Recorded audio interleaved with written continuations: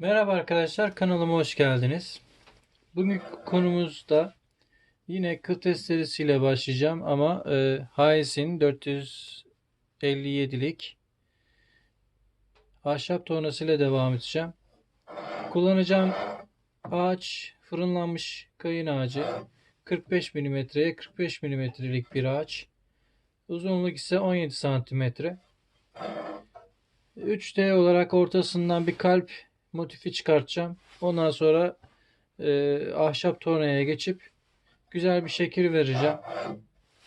Umarım hoşunuza gider. İyi seyirler dilerim arkadaşlar.